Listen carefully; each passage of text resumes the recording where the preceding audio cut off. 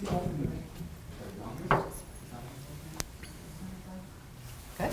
All right. Good evening, everyone. I'm Anita Condra-Collins. I'm Assistant Superintendent of Elementary Instruction.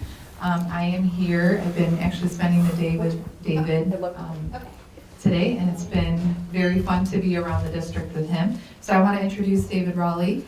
He's our third and final candidate that we're meeting this week.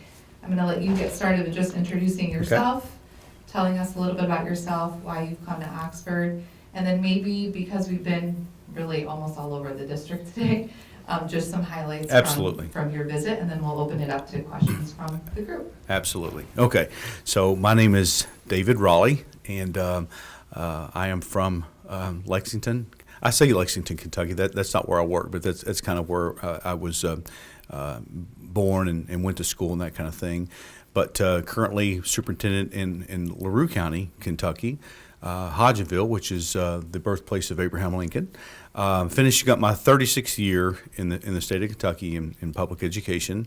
Have been everything from an instructional assistant in a special needs classroom to where I'm at now as a superintendent, and everything in between.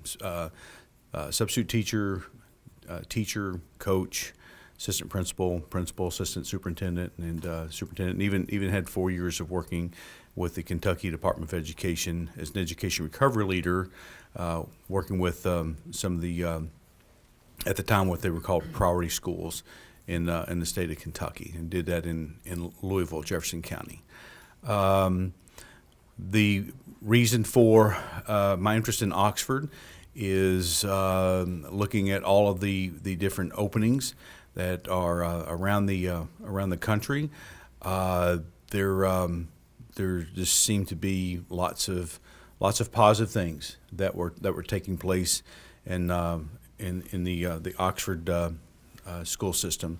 And obviously, I'm aware of the history, but I was able to look past that and to see all of the what the great things that were taking place prior to the tragedy, and being here in the district today is only confirmed what I kind of figured, and through my research is that this is it's a great place. Lots of I'll just kind of to dovetail into what you asked me.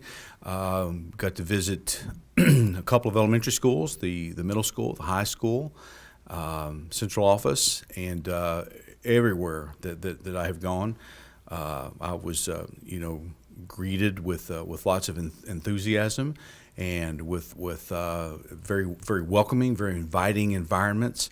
A place that I felt safe, where students seemed to be happy to be there, and were again just as engaging as adults were with me. The students were as well. Saw lots of learning taking place in different classrooms. I saw principals, administrators who you could tell they absolutely loved what they do and the buildings that they're in. The kids seem to be happy, and that's an indication of a positive culture of a school district when the kids are smiling and are happy and seem to like being there. So it's been a great day. It's been a long day, but it's been a wonderful experience for me, and I appreciate the opportunity to be here and appreciate you having me. All right, so with that, we can open it up to questions from our audience.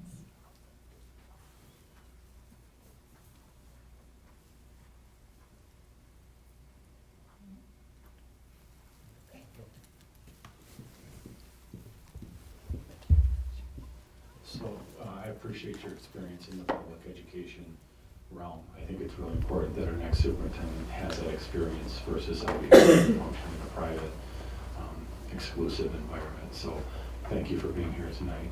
And I guess our biggest concern with the new superintendent is, what will you do to help resolve the division in our community? Basically, we have a war going on between the individuals who were present on November 30th, who were warned ahead of time about the shooting, and there's close to 7 people that are involved in that, including some of their staff members. When you start, if you take this job in July, you're going to be dealing with at least two of them. Pamela Fine and Jim Rourke are two that are left, plus the two board members that we're in the process of removing. And we will continue to root these people out of our community until they're all gone. As a superintendent, are you willing to fire those people who are named as partially responsible for not stopping the shooting on November 30th? I think that's one of those things where I absolutely have not enough information that I could sit here and tell you exactly what I would or wouldn't do. I would want to have conversations with people and look into that further. Again, based on my experiences today, this is a good district. I haven't encountered a war, I think is the way you worded it. I haven't encountered any of that at all, or even a feeling of that. Now, with that being said, like I said, I realize what the district has gone through. I don't think that it's my place to sit up here and say, right now, who should be fired and those kinds of things. Now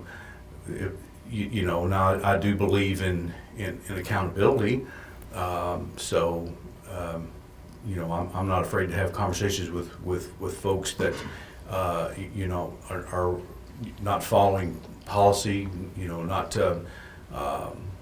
doing what they're supposed to do. But I think this would be a little presumptive, I think, in this setting to be able to say, here's what I would do. If that's what you're looking for in your next superintendent, to say, I'm going to come in here and fire this person and get rid of that person, I don't know that that's a great way to get started. Do you understand what I'm saying? Sure. Are you aware there's been 3 other superintendents since November 30th that you'd be number 4? I'm aware of interim superintendents, but So we're looking for somebody that's going to take leadership in addressing these issues. I would encourage you to read the $3 million report that the board authorized and paid for, explaining exactly what happened on November 30th. Is that the guidepost report? Yeah. Yes, sir. I have started to again, it's 562 pages, so it's a lot of reading material. But I have, but before I agreed to come up here to interview, I had already read through some of that stuff. So again, I don't know the details. I don't know the depth that folks in the community or in the district with that, the depth that they've experienced that. But I do know what I've read. Okay. And I just want you to be aware that the shooter has been held accountable. His parents have been held accountable, and now the victims' families, along with this community, are making sure that every school member, employee, administrator that was involved with the failures that day are also held accountable. So it's important that you're aware of that, because I feel like if you come in and go against the victims and their families' quest for justice, then I feel like you're going to put yourself in a very difficult position. I think you should be aware of that coming in. Okay. All right. Thank you. I appreciate the heads up. Other questions?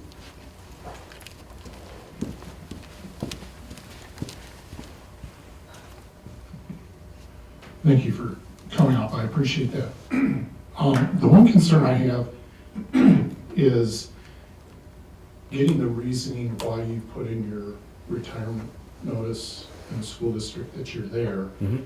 and then willing to move up to Michigan to do that. And what is your long-term, like, are you planning on being here 5, 7, 10 years like that, or is this, for lack of a better word, short-term position? Well, first and foremost, like I said, I have 36 years public education in Kentucky. 31 of those years that I've paid into retirement. So in terms of age and years of service, I'm well beyond the opportunity to retire. So that is why I'm retiring. I love the school district that I'm at. I love the people that I work with. It's just that it's time for me to move on. And I explained, my reasoning. And I don't care to go into it a little deeper. The school district that I'm currently at, social emotional learning, mental health, those are all things that we value. And in terms of trauma informed care, because although Oxford has experienced trauma differently than a lot of other schools have, districts, and it's especially where I'm at. There's still trauma.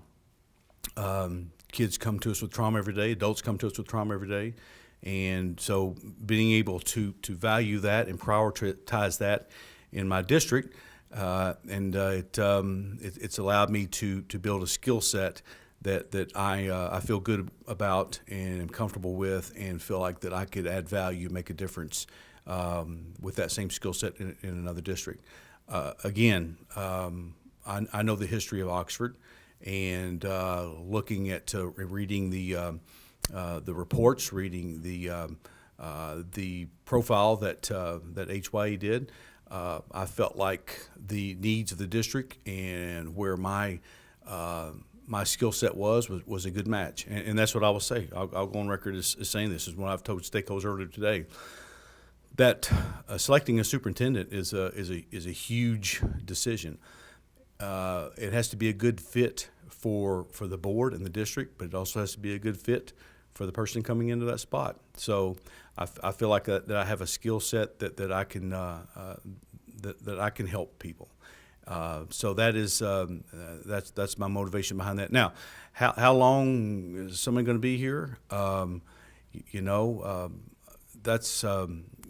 That's a difficult question to answer, because really depends on the board. I don't know what the contract terms are. I don't know how long the contract would be. In my current district, I finished up a term and was offered a second contract. So that really would depend on on lots of circumstances. It is, again, I'm never going to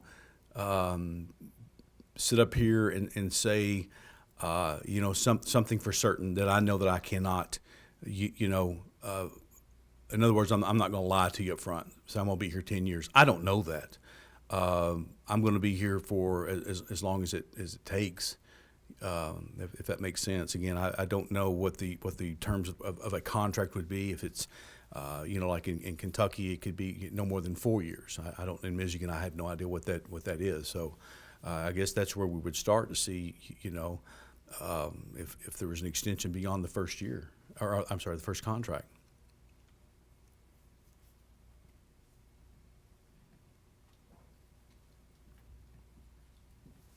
Hi. Hi. I have a couple things here. So I think I read in your profile that you started out as an aide in special education. I did, yes, ma'am. Can you, and I'm sorry I was a couple minutes late. I had to You're get fine. the kids situated, but We've been late all day. can you talk a little bit about your time as a special education aide, and maybe if that holds a special place for you, and maybe how you would prioritize that here in Oxford, and what you were able to see here in terms of our special education programs in our schools? Yes, I'll try it. And if I leave something out, just say, can you touch on that? I've been blessed over the course of my career and in my life. I shared with folks earlier today that obviously when once I got my degree, I wanted to teach physical education and health. I wanted to go do that right away. I didn't get a job right away. I wondered every year when I didn't get hired, why? Well, so a couple of things with the special ed assistant is, number one, I got to start working with students who don't learn the same as other students, right? I wasn't familiar with that. That was not part of I had one class, for the exceptional learner. but that wasn't the world that I lived in. So I got to learn that here are children that come to school from different backgrounds, from different norms at home with different learning styles, and even though the room was capped at 10,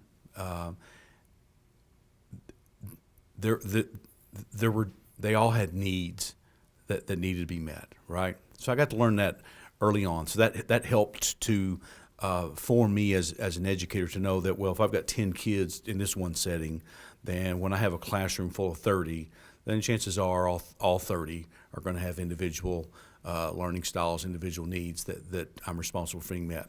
The other thing that it did was I started off as support staff, right?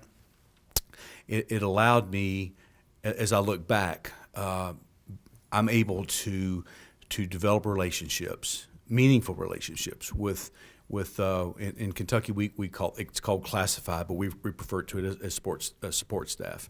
I'm able to develop meaningful relationships with those folks because I've been there. So not only was I an assistant, but I was also a substitute teacher. I was able I have been there. I know what their days are like. I know when they're are pulled to do things that they might not necessarily be trained for. And that was one of the reasons that I think I was hired, is because I had a teaching degree, right? And so that meant that the teacher that I was working with, she could go and she could do planning period or whatever, and I could take kids out at recess, I could take them to their special classes, and we're still covered in terms of liability. So it helped me to be relatable with people. It helped me to understand the various needs that kids have. So that's kind of helped me to build that foundation for before I even started teaching, right? And I don't want to we have 3 sons. My wife and I have 3 sons. They're all adults now, but one had an IEP. And so I got firsthand, I got to see what he went through, the struggles that he went through at home before he was identified, how difficult it was for him to learn basic stuff. So watching him be identified and then get the support that he needed from the school.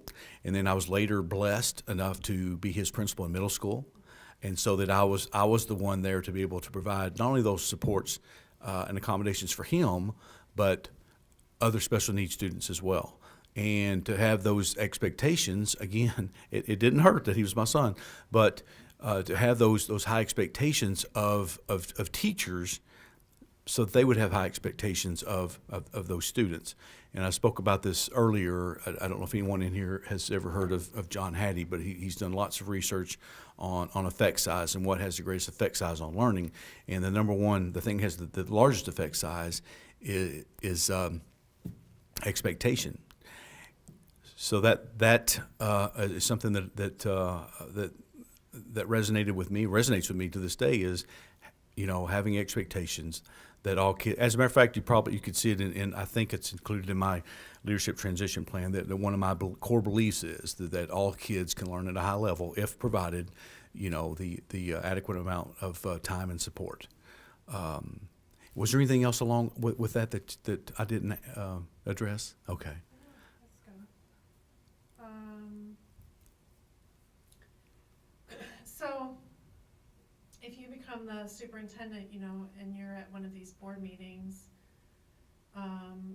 we have parents of victims who attend our board meetings and speak to the board and to you about the pain that they're in. Right. How do you see yourself being able to cope with that? I mean, do you have experience in that role of listening to something that's that heavy? I mean, it's pretty heavy. So have you thought about that at all? Absolutely. But the short answer is no. I do not have that kind of background with that kind of trauma.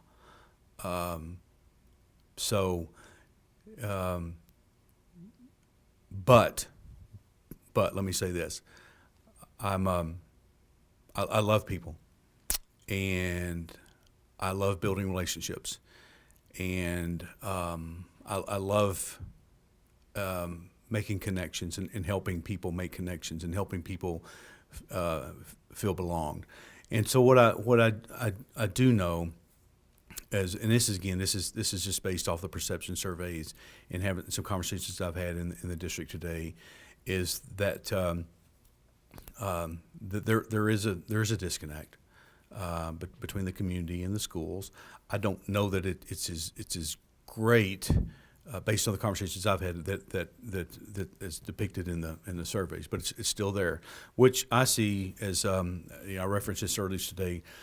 Marcus Aurelius, for those that read and read the Stoics, Marcus Aurelius Meditations, and in his book he says that the obstacle is the way. So that thing, that barrier that stands in your way, actually can be the way. And so, I guess the way that I would interpret that in this situation is that what has happened, it has to be acknowledged. I don't think you go around it and act like it never happened. I think it has to be acknowledged, and the pain that people feel has to be acknowledged. I think it's as a district in the community, it becomes part of your story. But then I think it's up to the district and the community to determine whether or not they allow that tragedy to define the district and the community, because I do believe that we all have the capabilities of writing our own story, telling our own story, and if we don't tell our story, somebody tells it for us. I guess without, I don't want to do anything or say anything that makes this any lesser than what it is, because there's no way I can ever begin to know the pain that you guys have felt and endured. I can just be empathetic and work to try to build those bridges between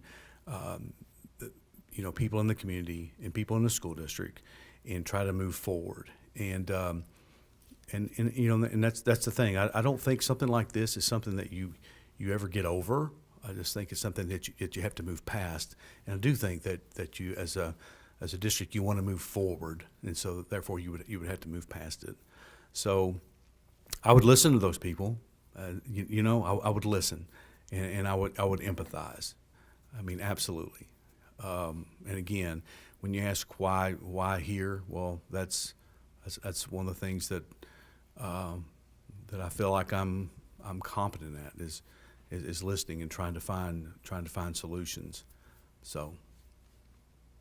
Yeah, I think, at least me, I worry someone coming and then being like, whoa, this is too much, because it's a lot. So as long as you feel like you're prepared mentally enough for what that means, and knowing that we're all so protective over the families, and that they do need to be heard. So if you're willing to listen, I think that goes a long way, because many of them feel like they have been mistreated. So listening to them would go a long way. So thank you for being willing. Oh, you're absolutely welcome. Have there been opportunities for those families to be heard up to this point? I mean, I'm only going off of, Buck did an interview just yesterday. I can send you the link, and you can listen to him say how he feels that he's been treated. Okay. Yeah. Okay. Thank you. Thank you. And I appreciate your all's vulnerability. Again,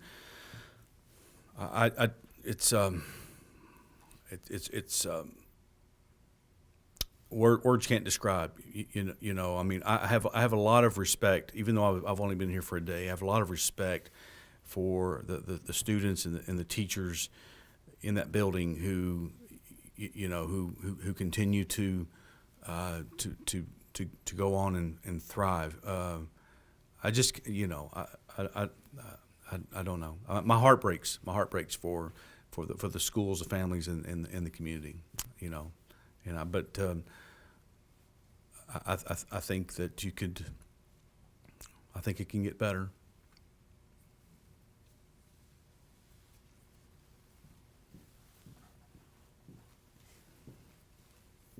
I appreciate you addressing that facing the obstacle is the way. And for the last 2.5 years, we've had an avoidance mechanism at work in addressing this, and that's how the victims' families have felt. And to any of the candidates considering this job, I would recommend that you go back and watch all the board meetings for the last 6 months, specifically the public comment sections of those board meetings, even going back 2.5 years if you really want to get a pulse for where our community's at and how we feel about these issues. And I think part of healing is having accountability for the people who did fail to do their jobs and who did fail to protect our children. And also, I just want to say the names of Hannah St. Juliana, Justin Schilling, Madison Baldwin, and Tate Muir, and that we're going to make sure that their memories are honored with respect and the lives that they had and the blessings that they were to so many people. It should have never happened. And I think as you read the investigation report, and I'll point out that almost 70% of the district employees chose not to cooperate with that investigation. But it really gives you a good picture of what happened and the number of people who were warned ahead of time and did not take the appropriate actions to protect our children when that's what they were paid for. And the path to healing and moving forward for us is holding those people accountable. And for 2.5 years, we've been dealing with the first 3 trials. And now, as of last week, the focus is switching to the school and the 2 board members who remain and refuse to resign, along with the individuals that I mentioned. Okay, thank you. Are there any other?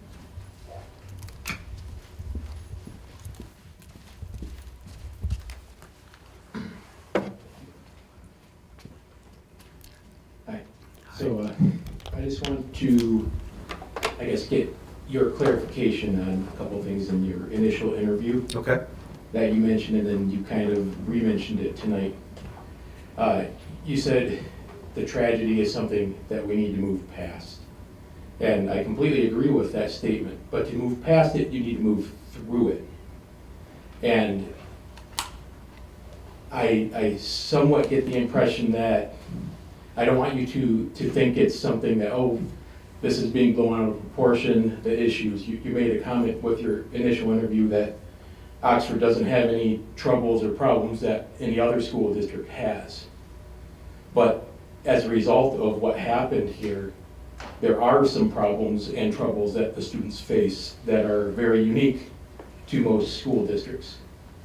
And I just want to understand it. You realize the significance of this and that it needs to be addressed, right? And I guess obviously we need to move past it eventually to heal, but I want to understand do you realize the scale of what happened here and how much it's affected the students? Again, I'll say, I don't think there's any way I could ever truly comprehend and appreciate what you guys have gone through. I'm not even going to try.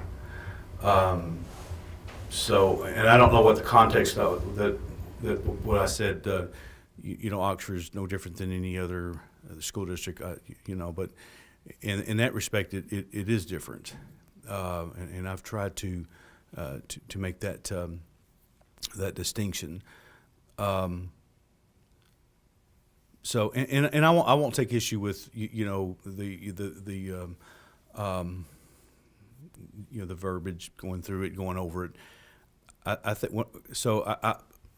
what I've said is that it's probably not something you'll ever get over, but probably something you'll have to move past.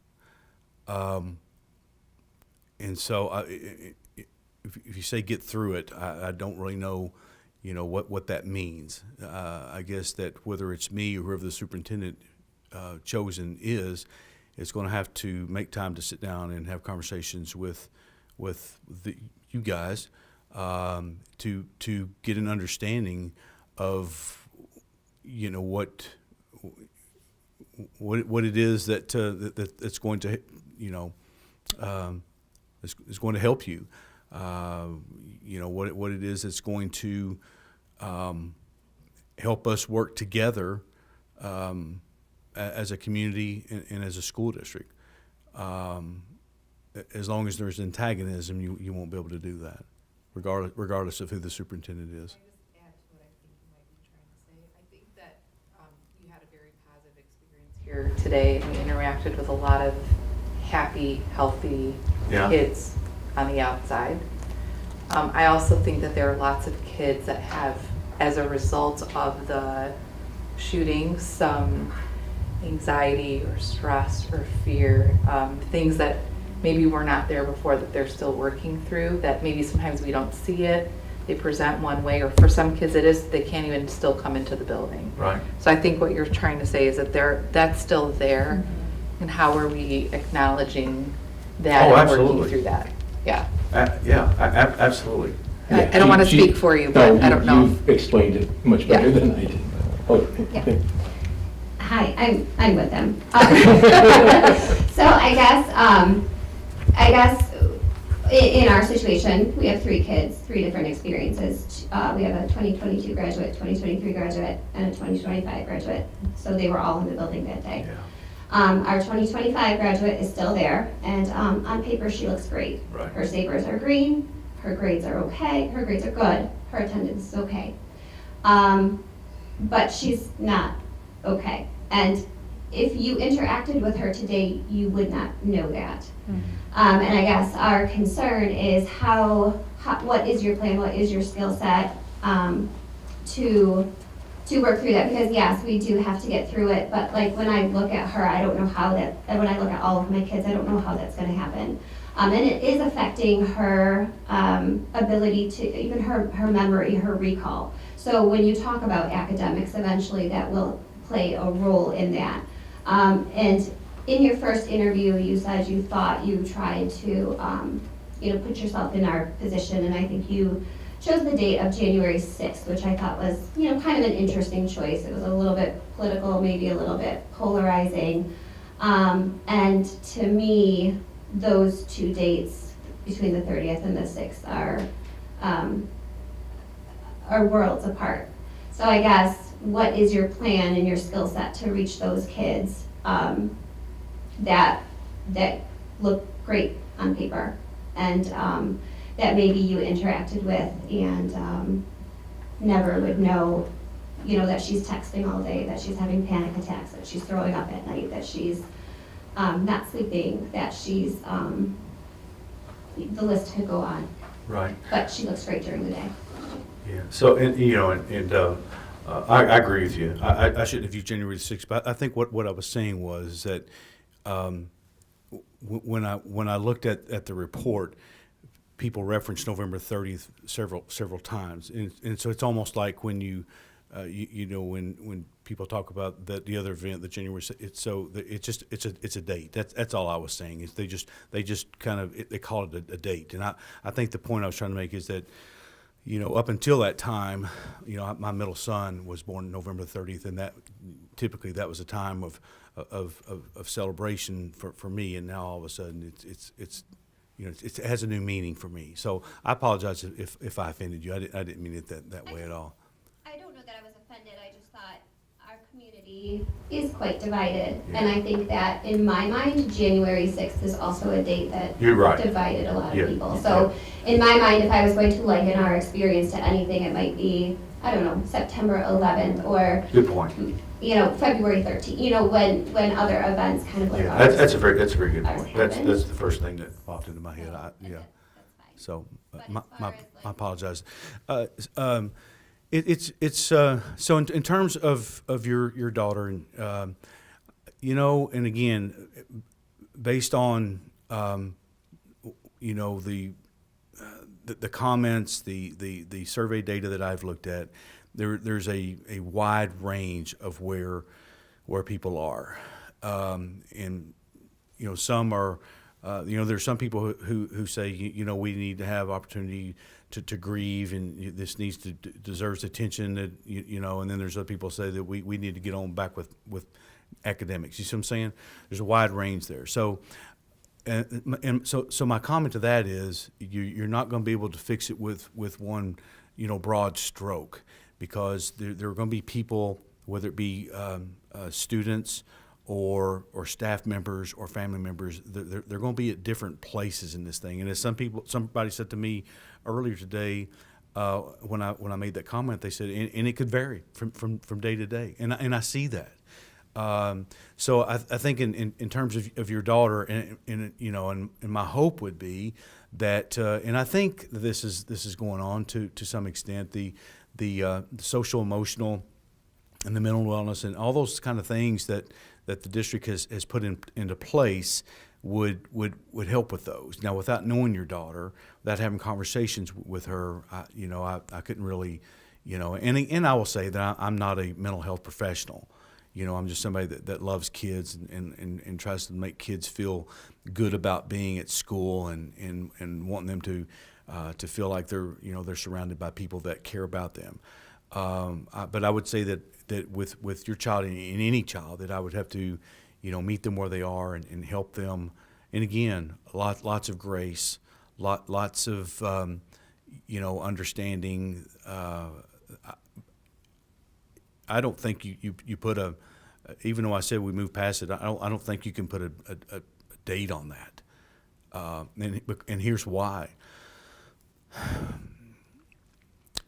Because any kind of trauma that a school or a district or an individual faces, they might be able to put time, in between the date now and when the trauma happened. But at any time when something else happens again, it triggers that, and everything else comes back to that moment. So I think the biggest question is, how do we continue to have those kinds of interventions and strategies in place that we help our students to cope, and because you're absolutely right. There were no kids that came up to me today and said, I'm depressed over this. You know what I mean? They were all very positive and very upbeat and seemed to be happy doing what they were doing. So and again, I would fall back on those professionals that are in the district, that their charge is to meet the needs of those students, and really depend on them, because I really don't have that kind of training, or that my skill set involves, again, having high expectations of them, believing in them, knowing that they can do anything in the world that they want to do. So that's the extent of my working with, with kids that are. I shouldn't say that. It goes beyond that, but that's kind of I couldn't really prescribe anything like a mental health professional could. I guess I should say that. I don't want to say the wrong thing again. One more, sorry. Do you have ideas of how you're planning on building trust between the students and the students in the school again, and the parents in the school again? What are your plans as far as interactions and things that might help build that trust? For instance, if I'm going back to my own experience, my daughter has a lot of, she's not necessarily interested in school counselors or admin, or she has relationships with people, but getting help from the school is not something she's interested in doing. So do you have plans or do you even have any ideas of how trust could be built back? So that she trusts adults in the building to get help. I guess I'm. Well, I guess just building that With our students, I think that there are a lot of students out there that just don't trust the school anymore. That's right. And I'm just wondering if you have any ideas, kind of Well, to build that Just, bridge. yeah, just like anything, I mean, I would have to gather information and, and provide opportunities for all those stakeholder groups, whether it be students, staff, community members, community leaders, the folks that are sitting in here, just to provide opportunities. And again, I need to, or whoever, I keep saying like I've already got the job, whoever would need to have that opportunity to hear, what your concerns are. But I would go a little bit further and say this, listen to concerns so that we're looking for a solution, as opposed to continuing to create divisiveness and that kind of thing. So, I mean, again, that's something that is in my wheelhouse is, bringing people together and listening to folks. But, it's communication and relationships are two-way streets. We can bring people together. We can have all kinds of conversations. But if the other party, the other side is not open and not willing to play along, then it's not going to get you anywhere. So that's one of the things that I would do. The group that I met with today, the students were part of the Principal Superintendent Advisory Council, and those students asked really good questions, very intentional, well thought out questions. And so if those are the type of students, if that's indicative of what's coming out of Oxford Community Schools, the future is bright. Now I know that that's a sampling. I get that, but I just say that because that would be a stakeholder group. That would be a group that I would want to hear. I'd want to hear, how are you feeling? How do you feel about trust? What do you think needs to happen to build that trust, to improve that trust, and really listen to those those kids. Now, obviously, if it's younger kids, then you'd have to depend on families and parents, that kind of thing. But it just comes down to providing opportunities to have those conversations.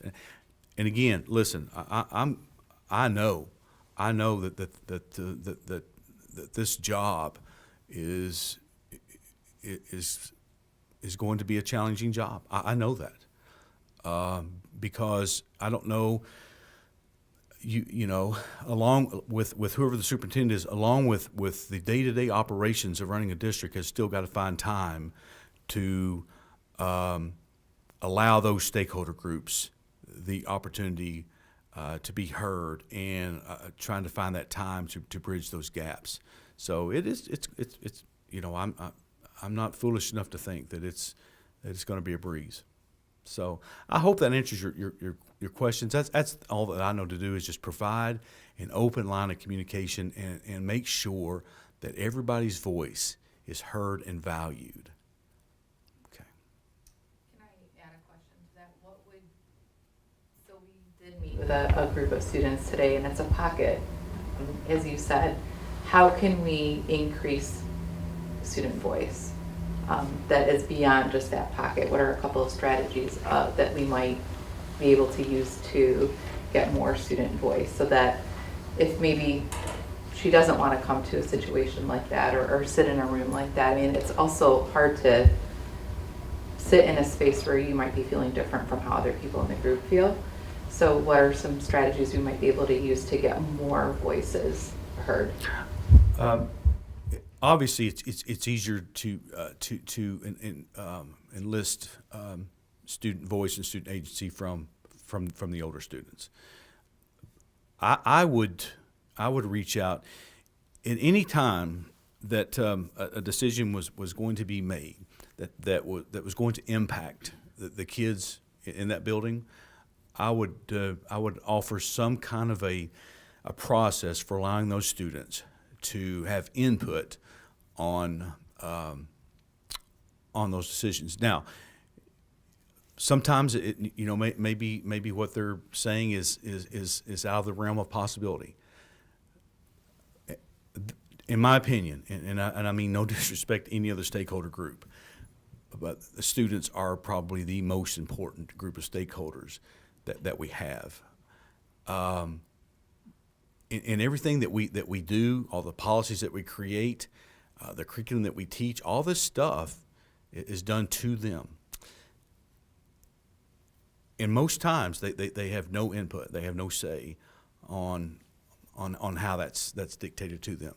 So I would just say whatever it is, profile of a graduate, the strategic plan. If the district decides to create a new strategic plan, allow stakeholder feedback on that. Now, does that allow them to talk about trust and some of these other sensitive issues? Maybe not, but maybe it opens up the door that allows them to be comfortable around some of these adults that are making some of these decisions that are part of that process, that they in turn create those kind of relationships and feel comfortable having that conversation later. But that's what I would do. I love listening to the input and feedback from kids. So. Yeah, just one more. Sure. And I think you'll probably close this off for us. Okay. There you go. I would just ask, so I'm hearing you say a lot about, listening to stakeholders and evaluating things. What I'm not hearing is the next step of really taking that data and taking action on it, up to the point of, because our board members have told us, you're the one making personnel decisions. They don't do that. Oh, the superintendent? Oh, I'm sorry. Yes, Yeah, you that- would be. that- You'd be doing that. That's probably, that's probably correct. Yeah, they're not involved in personnel Right, decisions. that'd Yeah. be you. So up to the point of you saying to the stakeholders, I've gathered all this information, and you know what, this is actually gonna be the last time this cabinet member withholds information from you. I'm firing them. I'm replacing them. They no longer work here.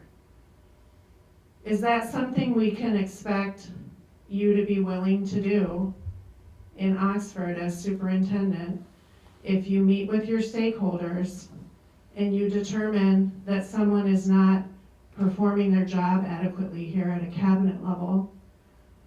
Will you replace them? Here's what I will promise you, that I will follow the law, I will follow the policy, and I will provide people with due process. I have never made it a practice to firing people because somebody called me up and said, I'm not happy with that person, they need to be fired. That's not what I said. Well, okay. Well, I'm just saying that's not how I operate. Whatever the policy state, how I or the superintendent is to deal with personnel disciplinary actions. I will follow that. So, but to tell you that I would terminate somebody, I've heard that a couple times here.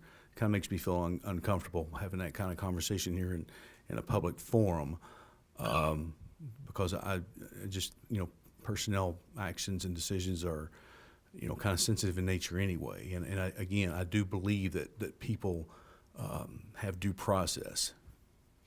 At least in where I'm at right now, they do. So I don't know if that answers your question or not. So I maybe what you're saying is if in stakeholder feedback somebody says this person needs to be terminated, that I would take that feedback and terminate that person. Is that what I'm hearing? No, I'm saying you meet with, you're saying you're really open to listening, and so you're meeting Yeah. with all these stakeholders over and over, and what you're gleaning from all of that is that someone's not doing their job adequately. I mean, what's it gonna take to get them replaced? Well, again, without knowing what the personnel policy looks like, I would presume that there are steps that can be taken. I'll just think about what currently what I have to go through. There has to be documentation. There are evaluations. So there would have to be some evidence there, and so evidence to support that person has done has done something that would deem an actionable offense. So again, I would follow the policy along those lines. Typically, I'm kind of I don't micromanage, but I'm kind of hands-on. So I usually know what's going on in my organization. So I would like to think that I wouldn't need somebody to come and tell me. Hopefully I would know that, and I would already be holding that person accountable and going through those steps. That's what I'd like to think. That's been my experience up to this point. Okay. Can I just point something out to you that you should know about? Sure. In our policies, section 0122 of board powers, item D specifies that the board is responsible for hiring, contracting for, scheduling, supervising, and terminating employees. So I'm concerned that you feel that would only be your role, because our bylaws actually state that it's the board's role to supersede you and be involved if you're not doing what needs to be done. Okay, I understand your concern, but Based on policy. our policy. So I think and maybe with this group I haven't said this, but so folks have said, well, what do you think is going to be your biggest challenge? So what I've said was, I have to be, I have to learn what the Michigan School of Law is. I need to know what Oxford policies and procedures are, and things of that nature. So if that's what the policy says, then that's we would do that. And I don't want to say here's what we do in my state, but currently where I'm at, the board does not play a role other than the superintendent in personnel decisions. So that may be different in Michigan, and if that's the case, I apologize. Are different than the others. It's Like Vicki Markovich, she doesn't recognize our bylaws. That's one of the reasons there's so much divide. I see. So, and again, I apologize for the confusion. I'm currently operating on one set of laws, and clearly you guys have others. Totally understandable. It is 7:30, so I want to honor everyone's time. Thank you for coming out tonight. I'm going to pass out the QR codes for you to provide your feedback. And I know that the firm and our board will be looking to your feedback. Okay? Thank you again for coming.